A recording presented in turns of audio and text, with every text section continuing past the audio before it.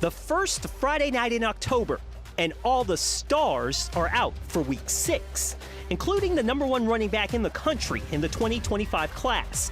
He tries to avenge a loss against last year's District 10-1A champs in our game of the week. Newman's new star quarterback looks to keep his Greenies undefeated. And the Stars in the Catholic League try to help their teams climb up the standings. Tonight on 4th Down Friday.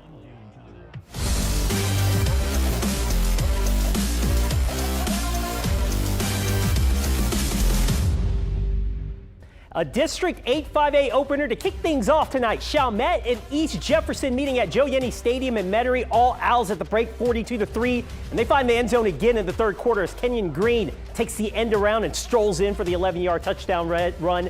Chalmette with a commanding 48-3 lead. On the ensuing kickoff, and you got to even give credit to the Warriors for continuing to play. Henry Lee, a senior on the team, makes a few moves, and he's off for the 96-yard kick return for a touch, but it was all Chalmette tonight as the Owls cruise to a 48-10 win in its district opener. Week 6, and this is the time of the season where we begin to see those good teams separate from the pack. What up? Welcome to 4th Down Friday. I'm Ricardo LeCompte. 2 state-ranked teams in Class 1A hook up in Metairie in our game of the week. Riverside rules the roost in District 10-1A. The Rebels won the title last season, but St. Martin's poses a real threat to that title defense this season.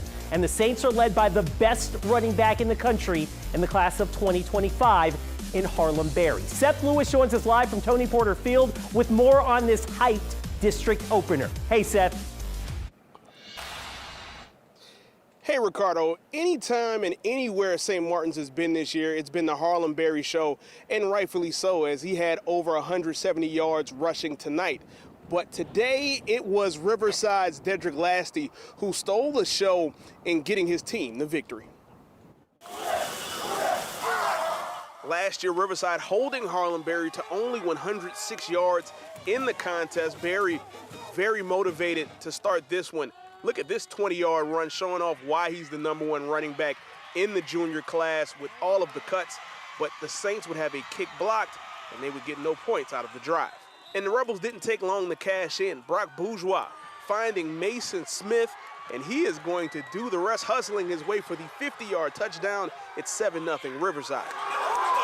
Next drive in the red zone, St. Martin's going to the air. It's going to be intercepted by Jaden Butler for Riverside, getting the ball back in a big spot for the Rebels. And in reserve, they teach when you get a golden ticket like that, you got to cash in, and Dedrick Lasty was listening. 70-yard touchdown as you see the one cut to get him free to reach pay dirt. 14-0 Riverside, and it just turned into the Lasty show from there. In the second quarter, Lasty getting loose for 50 yards down the field for another long touchdown. That would make it 21-0 Rebels.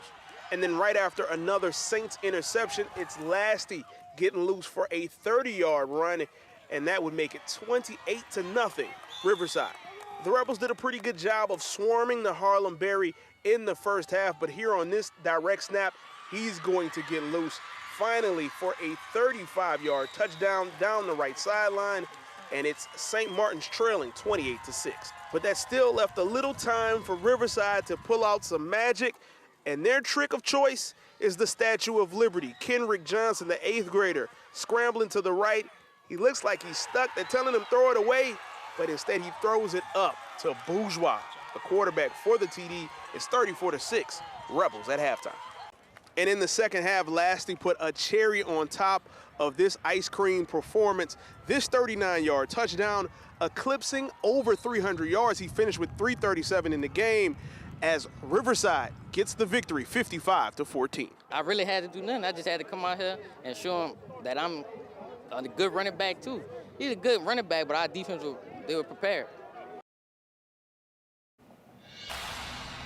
When I asked Riverside head coach Lee Roussel about Lasty, he just couldn't stop glowing about the kid, saying that he's a better kid than he is a football player. And then I asked him, do you believe he can play on Saturdays? And he said, quote, the yards say so. In Metairie, Seth Lewis, Eyewitness Sports. Riverside in the driver's seat of District 10-1A. Seth, thanks.